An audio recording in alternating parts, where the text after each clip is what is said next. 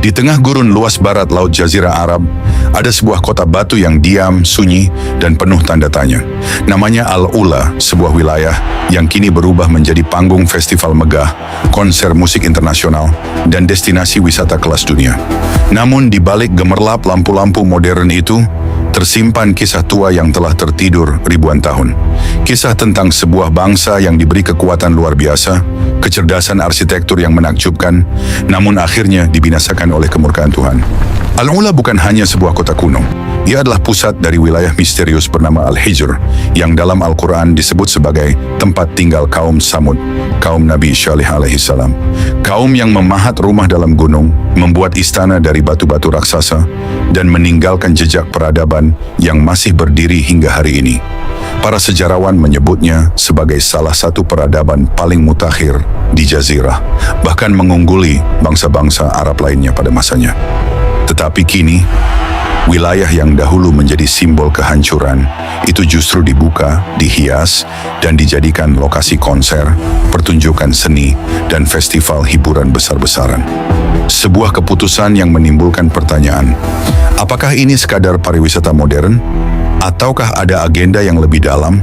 Mengapa kota yang dalam banyak riwayat disebut terlarang untuk ditinggali, kini justru dijadikan pusat keramaian?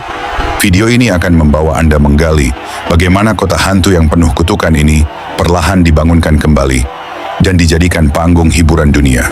Selamat datang di Misteri Al-Ula, kota hantu yang kini jadi panggung hiburan dunia.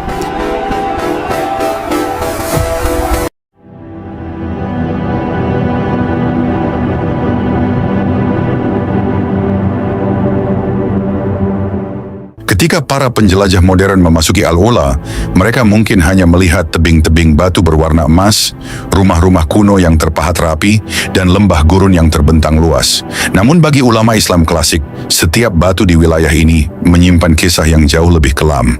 Kisah tentang kaum yang diberi keajaiban besar, tapi hatinya membatu lebih keras dari gunung tempat mereka tinggal. Dalam Al-Quran, Allah menyebut kaum Samud di lebih dari 20 ayat. Kaum ini digambarkan memiliki kekuatan luar biasa, mampu memahat rumah dari gunung dengan presisi yang mengagumkan. Ibn Katsir dalam tafsirnya menyebut bahwa kemampuan mereka bukan sekadar seni, tetapi teknologi yang sangat maju pada masanya. Sebuah teknik arsitektur batu yang bahkan membuat bangsa lain takjub. Jejaknya kini terlihat jelas pada bangunan-bangunan batu yang berdiri di Al-Hijr, wilayah yang sekarang kita kenal sebagai Al-Ula. Menurut riwayat klasik, Samud berasal dari keturunan Sam bin Nuh. Mereka tinggal di antara Makkah dan Tabuk, tepat di lokasi Al-Ula modern. Kehidupan mereka makmur, tanah subur, dan gunung-gunung menjulang yang mereka jadikan istana. Dalam beberapa riwayat disebutkan, mereka hidup dalam umur-umur panjang dan kekuatan fisik yang di atas rata-rata manusia. Mereka adalah bangsa yang besar, kuat, dan terampil. Namun angkuh, sampai akhirnya Allah mengutus kepada mereka seorang nabi dari kalangan sendiri, Syalih alaihissalam, nabi yang dikenal lembut, bijak, dan dihormati. Tugasnya adalah mengembalikan Samud kepada tauhid, mengingatkan mereka agar tidak sombong dengan kemampuan memahat gunung. Namun seperti bangsa-bangsa yang diceritakan dalam kisah para nabi, Samud terbelah menjadi dua. Satu kelompok kecil yang mengimani, dan mayoritas besar yang menolak dengan keras. Dalam banyak kitab klasik, seperti tafsir Al-Tabari dan Ibnu Katsir, disebutkan bahwa kaum Samud meminta sebuah mukjizat sebagai bukti kerasulan Syalih. Mereka meminta sesuatu yang mustahil, seekor unta betina besar yang keluar dari dalam batu. Maka terjadilah sebuah peristiwa yang membingungkan akal. Batu raksasa terbelah, dan keluarlah seekor unta raksasa yang disebut Naqatullah, unta Allah. Unta itu bukan sembarang binatang. Ia menjadi simbol ujian dan peringatan. Samud diperintahkan untuk tidak mengganggunya, tidak menghalangi minumnya, dan membiarkan ia makan di mana saja. Namun hati yang gelap membuat sebagian pemimpin Samud merasa terganggu. Mereka sepakat untuk membunuh unta itu, sebuah tindakan yang memicu kemurkaan Allah. Begitu unta itu dibunuh, Allah memberi mereka waktu 3 hari untuk bertobat. Namun bukan taubat yang mereka lakukan, melainkan ejekan. Dalam riwayat disebutkan bahwa wajah mereka berubah warna setiap hari sebagai tanda datangnya azab. Dari kuning, merah, lalu hitam. Pada hari keempat, sebuah gempa besar mengguncang Al-Hijr, dan suara keras dari langit menghancurkan mereka dalam sekejap. Yang tersisa hanyalah rumah-rumah batu yang terpahat rapi, diam, beku, menjadi saksi bisu kehancuran sebuah bangsa. Hari ini ketika para arkeolog menyebut bangunan itu sebagai keajaiban teknik kuno, ulama Islam sejak dulu telah mengingatkan bahwa struktur batu kokoh itu bukan sekadar peninggalan arsitektur, melainkan tanda azab. Dalam beberapa hadis, Rasulullah SAW disebutkan mempercepat perjalanan ketika melewati wilayah ini, bahkan menutupi wajahnya dan menangis. Beliau melarang para sahabat mengambil air dari sumur-sumur Tsamud, kecuali dari sumur tempat unta Nabi Syalih minum. Disinilah misteri Al-Ula bermula. Wilayah yang dahulu ditinggalkan sebagai peringatan, kini dibuka kembali wilayah azab, kini dihidupkan untuk pesta. Dan pertanyaan besar pun muncul. Apakah kita benar-benar memahami apa yang tersisa di balik batu-batu kuning itu? Ataukah seperti Tsamud, manusia modern sedang mengulang lembaran sejarah yang sama? Bayangkan sebuah kota yang dibangun dengan presisi tinggi, namun kosong. Rumah-rumahnya masih utuh, pintu-pintu batu berdiri sempurna, pilar-pilar menjulang megah, namun tidak ada tanda kehidupan, tidak ada suara pedagang, tawa anak-anak, ataupun hewan ternak. Yang tersisa hanyalah angin gurun yang berlalu di celah-celah pahatan batu, seakan mengingatkan bahwa tempat ini pernah menjadi panggung tragedi yang menggemparkan seluruh jazirah Arab. Inilah Al-Hijr, atau dalam bahasa modern disebut Hegra, sebuah kota kuno yang seakan membeku dalam waktu. Berbeda dari peradaban lain yang hilang karena perang atau ditelan pasir, Al-Hijr ditinggalkan dalam keadaan lengkap, tetapi tidak berpenghuni. Para ulama menamainya Diyar al-Ma'azib, wilayah azab, karena disinilah kepunahan Tsamud mencapai puncaknya. Jika kita masuk ke Al-Hijr hari ini, kita akan menemukan puluhan makam batu raksasa yang dipahat dalam tebing, beberapa setinggi gedung 8 lantai. Fasadnya dihiasi ukiran rumit bergaya Nabatean, menunjukkan bahwa setelah Tsamud binasa, wilayah ini tidak sepenuhnya terkubur. Ada bangsa-bangsa lain yang lewat, menggunakan sebagian tempat ini sebagai lokasi pemakaman megah. Namun menariknya, tidak ada catatan yang menunjukkan mereka menjadikan Al-Hijr sebagai kota permukiman permanen. Mereka datang hanya untuk membangun makam, lalu pergi. Struktur-struktur itu tampak seperti pintu menuju dunia lain. Namun di balik keindahan seni pahatannya ada sebuah misteri. Mengapa wilayah yang subur dan strategis tidak dihuni kembali? Mengapa bangsa besar seperti Nabatean memilih Petra sebagai ibu kota, bukan Al-Hijr yang sebenarnya lebih dekat ke jalur dagang? Dan mengapa tempat ini selalu berakhir ditinggalkan? Ulama klasik memberikan jawaban yang sering diabaikan para arkeolog modern. Al-Hijr adalah wilayah yang pernah ditimpa hukuman, dan tanahnya menyimpan bekas kemurkaan Tuhan. Dalam riwayat, Rasulullah melarang para sahabat untuk menetap atau bermalam panjang di tempat ini. Ketika beliau melewatinya dalam perjalanan Tabuk, sekitar tahun 9 Hijriah, para sahabat sempat menyalakan api dengan kayu di wilayah tersebut. Nabi memerintahkan agar api itu dipadamkan, dan air yang mereka ambil dari sumur-sumur Al-Hijr dibuang. Larangan itu tidak bersifat simbolis, ia adalah peringatan keras, seolah berkata, ada sesuatu yang tidak kalian pahami di tempat ini. Ketika kita melihat Al-Hijr dari ketinggian, pola-pola pahatan rekayasa batu itu tampak seperti kota terencana. Terdapat kompleks permukiman, jalan-jalan, dan sistem pengairan yang rumit. Bagian tertentu menunjukkan adanya kanal air yang menunjukkan bahwa tanah ini pernah sangat subur, tetapi sejarahnya terputus secara tiba-tiba, seolah seluruh aktivitas kota berhenti dalam satu malam. Catatan-catatan kuno dari penjelajah Arab awal, seperti Al-Hamdani dan Al-Baladuri, menyebut bahwa tidak ada kafilah yang berani bermalam di wilayah ini. Mereka akan berhenti di luar batas kota dan melanjutkan perjalanan sebelum matahari terbenam. Bagi mereka, Al-Hijr bukan sekadar reruntuhan, melainkan kuburan terbuka dari sebuah bangsa yang dibinasakan. Mereka tidak ingin tinggal di tempat yang pernah menjadi lokasi kedurhakaan besar. Namun meskipun ditinggalkan ribuan tahun, misteri Al-Hijr tetap menarik perhatian. Pada abad ke-18 dan 19, para orientalis mulai menjadikan wilayah ini sebagai objek kajian. Mereka menggambarkan suasana yang sunyi, hampir menakutkan, namun mempesona. Catatan perjalanan Charles Doughty, seorang penjelajah Inggris, menyebut bahwa penduduk lokal masih menganggap tempat ini terlarang. Mereka menyebutnya rumah jin, lembah kutukan, dan tempat yang tidak boleh disentuh manusia. Yang menarik, setiap catatan dari masa lalu hingga abad modern memiliki satu kesamaan. Al-Hijr tidak pernah benar-benar menjadi kota yang hidup kembali. Ia hanya menjadi tempat singgah sementara, makam, atau objek penelitian. Tidak ada bangsa, kerajaan, atau masyarakat yang menjadikannya pusat kehidupan. Ketika arkeolog modern menyebut fenomena ini sebagai abandonment by cultural choice, ditinggalkan karena alasan budaya, ulama sejak berabad-abad lalu telah menjelaskan penyebabnya. Tanah yang pernah ditimpa azab tidak diberkahi untuk kehidupan jangka panjang. Namun yang mengherankan di era sekarang narasi itu berubah. Al-Hijr yang dulu ditakuti, kini justru dipromosikan, dulu dihindari, sekarang dihidupkan kembali. Dan kota yang pernah menjadi simbol pembinasaan, diubah perlahan menjadi ikon pariwisata dan hiburan internasional. Pertanyaannya, apakah dunia modern benar-benar memahami apa yang sedang dibangunkan kembali? Atau seperti bangsa-bangsa yang telah lalu, manusia kini terpesona pada keindahan batu, namun lupa akan pesan yang tersimpan di baliknya. Ketika membicarakan Al-Ula, banyak orang mengaitkannya hanya dengan kaum Samud dan kisah Nabi Saleh.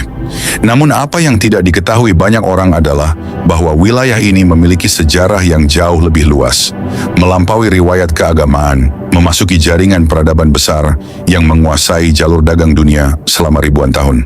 Jika Al-Hijr adalah kuburan kaum terdahulu, maka Al-Ula adalah simpul bersejarah yang menghubungkan bangsa-bangsa kuat dari Afrika, Levant, Mesir, hingga dataran Persia.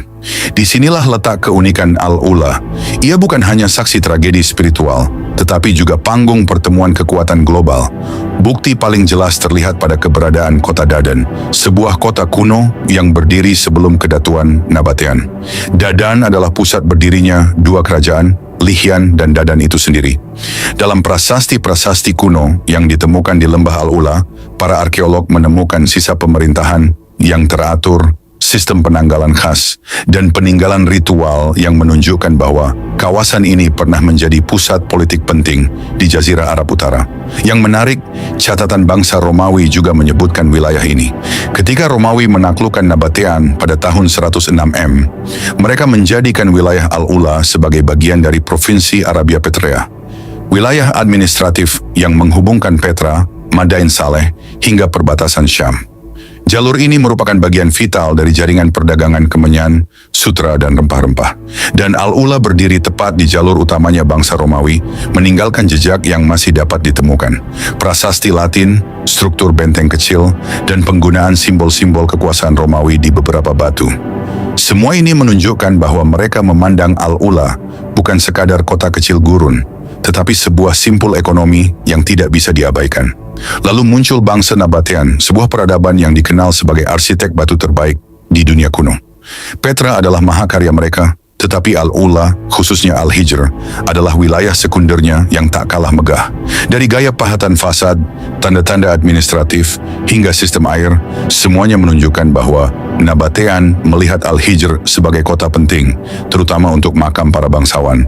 Tetapi ada satu misteri besar, mengapa Nabatean hanya menjadikan Al-Hijr sebagai kompleks pemakaman, bukan sebagai pusat pemerintahan atau kota utama? Sebagian sejarawan menduga bahwa reputasi Al-Hijr sebagai wilayah bersejarah kelam telah beredar sebelum kedatangan Islam. Meskipun Nabatean tidak mengikuti keyakinan para nabi, mungkin ada tradisi atau kisah kuno yang membuat mereka memilih Petra sebagai pusat kekuasaan, bukan Al-Hijr. Dengan kata lain, mungkin bayang-bayang kehancuran Samud masih terasa bahkan di masa mereka. Masuk ke era Islam, para penjelajah Muslim mulai menuliskan detail yang tidak pernah dicatat. Romawi Ibnu Battuta, Al-Maqdisi, dan para ahli geografi lainnya mencatat Al-Ula sebagai titik persinggahan penting antara Madinah dan Syam. Mereka menyebut wilayah ini subur, dipenuhi kebun kurma, namun tetap menyimpan aura kehati-hatian. Dalam beberapa catatan, para penjelajah menuliskan bahwa penduduk lokal selalu menghindari area Al-Hijr dan hanya berani mendekati sumur Nabi Shaleh Al-Mas'udi. Dalam karya sejarahnya Muruj Al-Zahab, menyebut bahwa suku-suku di sekitar Al-Ula menganggap tempat itu sebagai wilayah yang tidak boleh dilewati sendirian. Bahkan kafilah besar sekalipun bergerak cepat saat melintas, seolah ada keyakinan tak tertulis bahwa malam tidak boleh menyentuh mereka di tempat itu. Yang menarik, jauh sebelum ditemukan oleh arkeolog Eropa, ulama-ulama Muslim sudah mengidentifikasi lokasi Tsamud secara akurat. Dalam kitab Mu'jam Al-Buldan, Yaqut Al-Hamawi menegaskan bahwa Hegra adalah tempat yang disebut dalam Al-Quran, dan ia memperingatkan agar tidak bermalam di sana, sesuai perintah Rasulullah. Namun di tengah semua itu, ada satu anomali sejarah yang jarang dibahas. Mengapa Al-Ula tetap hidup, sementara Al-Hijr mati? Dua wilayah ini hanya berjarak beberapa kilometer, namun nasibnya sangat berbeda. Al-Ula berkembang menjadi kota perdagangan kecil, memiliki kebun-kebun subur, dan dihuni terus-menerus hingga kini. Sementara itu Al-Hijr dibiarkan membeku, tidak terjamah, dan tidak dihuni. Para arkeolog berpendapat bahwa faktor politik nabatean menyebabkan perbedaan itu. Namun para ulama memiliki penjelasan yang lebih sederhana.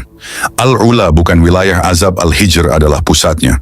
Maka kehidupan tidak akan menetap lama di sana. Ketika dunia modern menganggap semua ini hanya mitos, sejarah panjang Al-Ula menunjukkan bahwa masyarakat selama ribuan tahun tetap memperlakukan wilayah itu dengan rasa hormat dan waspada. Mereka tidak pernah membangun kota besar di atas Al-Hijr. Mereka menunggu, mengamati, dan menjaga jarak. Tetapi beberapa dekade terakhir, para ahli waris gurun memutuskan untuk membalikkan ribuan tahun tradisi dan menjadikan wilayah yang dulu ditakuti sebagai tempat festival besar.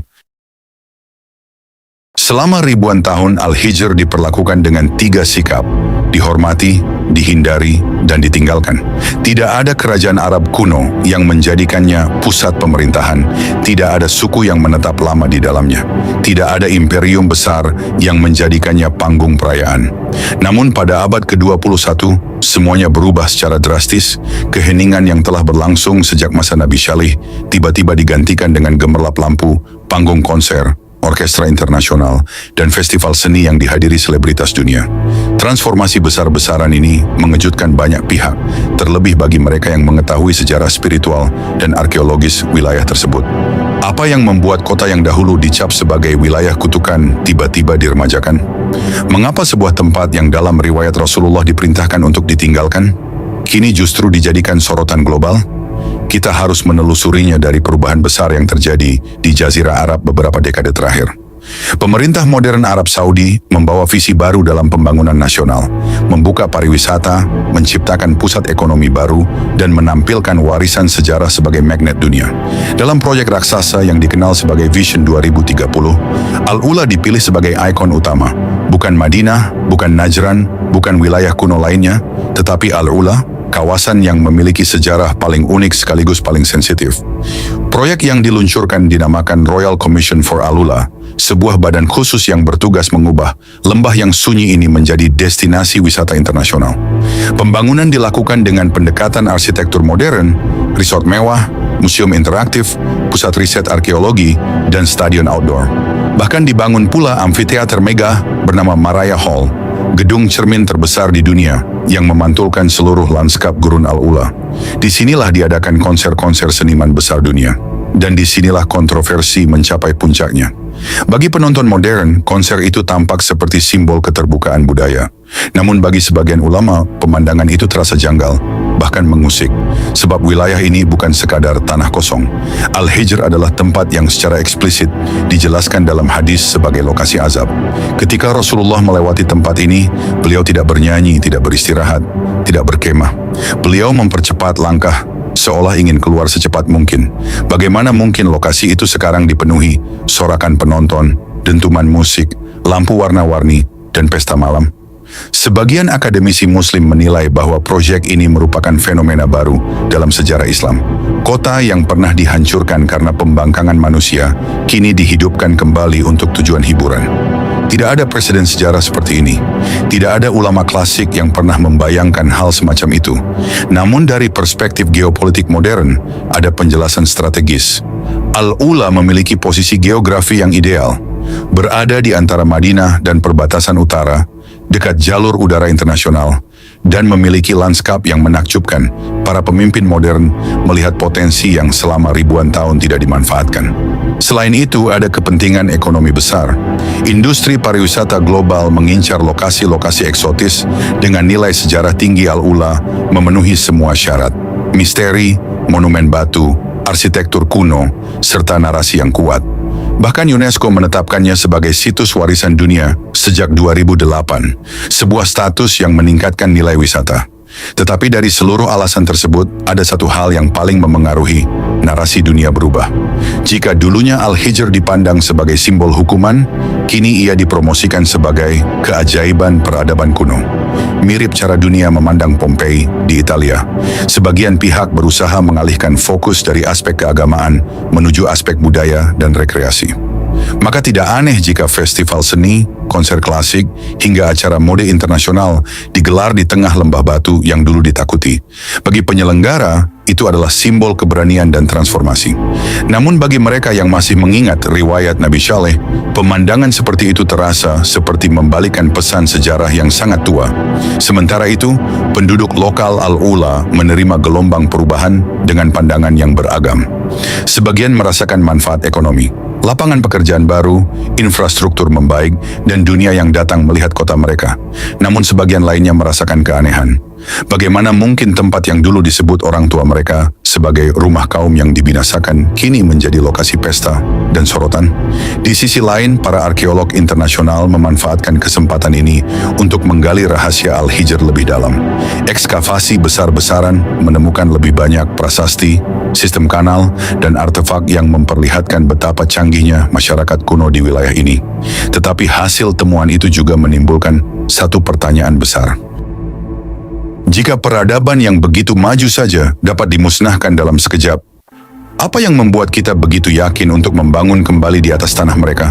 Dalam kerumunan festival dan sorotan laser malam, pertanyaan itu sulit terdengar. Namun jejak sejarah yang membeku di balik batu-batu kuning Al-Hijr tetap menyimpan bisikan. Ini tanah yang pernah menjadi peringatan. Jangan lupa apa yang pernah terjadi di sini.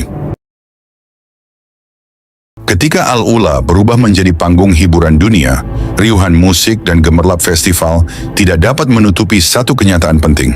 Kota ini berada di pusat tarik-menarik antara ajaran agama, kepentingan politik modern, dan dorongan ekonomi global. Perubahan besar yang terjadi bukan hanya soal pariwisata. Ini adalah benturan paradigma antara masa lalu yang dianggap sakral dan masa depan yang ingin dibentuk dengan cara baru. Di tengah keindahan visual Al-Ula, terdapat perdebatan yang sunyi namun mendalam. Para ulama, sejarawan Islam, akademisi, dan pakar syariah telah lama memiliki pandangan yang jelas tentang wilayah ini. Mereka merujuk kepada riwayat sahih yang menyebutkan bahwa Rasulullah tidak menghendaki umatnya menetap di daerah kaum yang pernah dihancurkan Allah. Ketika Nabi melewati Al-Hijr dalam perjalanan menuju Tabuk, beliau memerintahkan para sahabat agar tidak mengambil air dari sumur-sumur penduduknya. Kecuali dari sumur Nabi Saleh, beliau juga menggiring untanya lebih cepat sebagai isyarat agar segera meninggalkan wilayah tersebut. Riwayat ini tidak diperselisihkan oleh mayoritas ulama, dan dalam tradisi keilmuan Islam, sikap Nabi bukan sekadar tindakan spontan, melainkan sebuah peringatan yang mengandung hikmah. Namun realitas abad ke-21 memperlihatkan dinamika berbeda. Pemerintah sebagai pemegang otoritas negara memiliki visi pembangunan jangka panjang. Mereka melihat Al-Ula bukan sebagai lokasi azab, tetapi sebagai aset ekonomi, budaya, dan geopolitik. Dalam pandangan mereka, dunia modern membutuhkan narasi baru, bukan sekadar kisah kehancuran, tetapi kisah regenerasi dan kebangkitan. Disinilah perbedaan pandangan mulai terlihat. Sebagian ulama kontemporer menilai bahwa pembangunan di Al-Ula tidak selaras dengan spirit ajaran yang diwariskan Rasulullah. Mereka memandang bahwa penghidupan kembali wilayah ini sebagai pusat hiburan merupakan bentuk pengabaian terhadap peringatan sejarah. Bahkan beberapa lembaga fatwa di dunia Islam mengungkapkan kekhawatiran, mengingatkan agar umat tidak menjadikan situs azab sebagai tempat perayaan. Namun di sisi lain, ada pula ulama dan sarjana yang bersikap lebih moderat. Mereka berpendapat bahwa larangan Nabi terkait konteks kondisi pada masa itu, sebuah peringatan agar sahabat tidak merasakan akibat buruk yang menimpa kaum Samud. Menurut mereka, pembangunan modern tidak serta-merta bertentangan dengan syariat selama dilakukan dengan adab dan menjaga nilai sejarah. Tetapi pendapat ini tetap minoritas dan tidak semua ulama menerimanya. Sementara itu, para analis politik memandang Al-Ula sebagai bagian dari strategi besar Arab Saudi dalam memperluas pengaruh globalnya. Wilayah ini menjadi alat diplomasi budaya, tempat pertemuan para pemimpin dunia, dan simbol modernisasi. Konser-konser internasional yang digelar di Al-Ula seringkali memiliki tujuan politik, menunjukkan bahwa kerajaan siap membuka diri, mengubah citra, dan menarik investasi asing. Di balik panggung megah, ada kepentingan yang tidak kalah besar, stabilitas ekonomi masa depan. Saudi ingin mengurangi ketergantungan pada minyak, dan pariwisata menjadi sektor kunci. Untuk itu, mereka membutuhkan ikon global, dan Al-Ula adalah pilihan yang sempurna karena keindahan alamnya, keunikan situs arkeologinya, serta daya tarik legenda Tsamud yang dikenal di seluruh dunia. Namun apa dampaknya bagi masyarakat lokal? Sebagian penduduk Al-Ula menerima pembangunan ini sebagai berkah. Mereka mendapatkan pekerjaan di sektor pariwisata, mendapatkan akses pendidikan dan pelatihan baru, serta terhubung dengan dunia internasional. Kehidupan ekonomi mereka menjadi lebih stabil dibanding masa lalu. Tetapi tidak sedikit juga yang merasa kehilangan identitas. Bagi sebagian keluarga tua di Al-Ula, tempat itu bukan sekadar tanah. Itu adalah wilayah leluhur yang dijaga dengan rasa takut dan menghormati tradisi transformasi. Cepat terasa seperti memutus hubungan panjang antara manusia dan sejarah spiritualnya. Di tingkat global, para arkeolog justru menyambut pembangunan tersebut. Mereka mendapatkan kesempatan penelitian yang belum pernah terjadi sebelumnya. Temuan baru bertebaran, prasasti kuno, sistem air bawah tanah, dan bukti-bukti hubungan Al-Ula dengan dunia Mediterania. Namun para arkeolog ini jarang peduli pada sisi spiritual wilayah tersebut. Bagi mereka, Al-Ula adalah laboratorium sejarah, bukan tempat peringatan azab, dan inilah titik terdalam dari konflik ini. Siapa yang berhak menentukan makna Al-Ula? Apakah para ulama, pemerintah modern, arkeolog, atau pasar global? Di tengah suara-suara itu, Al-Ula tetap berdiri batu-batuan kuning yang telah menyaksikan naik turunnya kerajaan, kehancuran kaum terdahulu, dan perjalanan ribuan tahun sejarah, kini menjadi saksi babak baru yang penuh ketidakpastian. Ketika dunia modern menyambut Al-Ula sebagai destinasi masa depan, ada satu pertanyaan yang menggantung. Apakah manusia sedang membangun simbol kemajuan, atau tanpa sadar mengulang kesalahan bangsa yang pernah dimusnahkan? Ketika malam turun di lembah Al-Ula, cahaya lampu festival perlahan meredup dan suara konser yang tadi memenuhi udara mulai padam. Namun di balik keheningan itu, ada sesuatu yang tetap hidup. Sesuatu yang tidak pernah benar-benar hilang. Pesan sejarah. Pesan yang telah bertahan ribuan tahun, melewati zaman kerajaan, perdagangan internasional, ekspedisi arkeolog, hingga proyek modernisasi abad ke-20, Al-Ula kini berdiri di persimpangan besar. Di satu sisi, ia menjadi simbol kejayaan baru, destinasi masa depan yang diharapkan membawa kemakmuran ekonomi, reputasi global, dan transformasi budaya. Di sisi lain, ia tetap menyimpan jejak masa lalu yang tidak boleh diabaikan, jejak kaum yang pernah dibinasakan, riwayat Nabi yang memperingatkan, dan sejarah panjang yang penuh misteri. Dalam riwayat Nabi Saleh, kaum Tsamud tidak dibinasakan karena mereka hidup di lembah indah atau membangun istana batu megah. Mereka dihancurkan karena kesombongan, keyakinan bahwa kekuatan mereka adalah mutlak, dan penolakan atas pesan yang dibawa seorang utusan Tuhan. Peringatan itu bukan hanya untuk mereka, tetapi untuk setiap peradaban yang datang setelahnya. Kini ketika manusia modern menatap pahatan batu Al-Hijr sebagai karya seni, kita perlu ingat bahwa itu bukan sekadar monumen. Itu adalah saksi bisu atas masa ketika manusia kehilangan arah. Sebuah tanda sejarah yang dimaksudkan agar kita merenung, bukan sekadar mengagumi. Pembangunan Al-Ula sebagai pusat hiburan global mungkin terlihat seperti langkah maju, namun sejarah selalu punya cara untuk mengingatkan kita bahwa tidak semua kemajuan adalah pertanda kebaikan. Ada kalanya masa depan dibangun dengan lupa pada masa lalu, dan lupa itulah yang sering membawa manusia pada pengulangan kesalahan yang sama. Namun dunia terus bergerak dan Al-Ula terus berubah.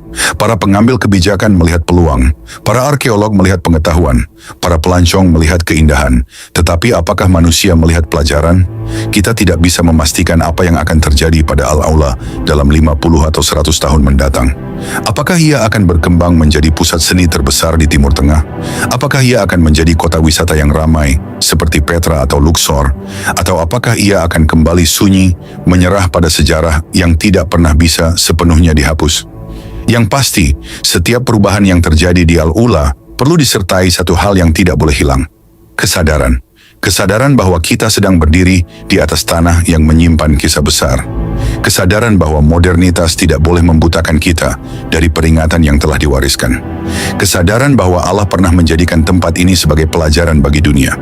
Mungkin inilah misteri terbesar Al-Ula, bukan pada bangunan batu yang kokoh, bukan pada prasasti kuno, bukan pada konser megah atau gedung cermin raksasa, tetapi pada pertanyaan yang terus berulang sejak ribuan tahun lalu.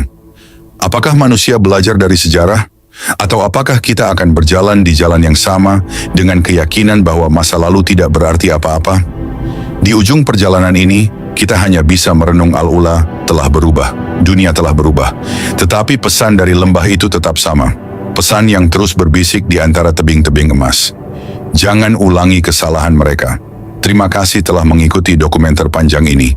Sampai jumpa di perjalanan berikutnya, di mana kita akan menyingkap kembali rahasia-rahasia sejarah yang terlupakan dan jejak-jejak peradaban yang masih berbicara melalui diamnya zaman.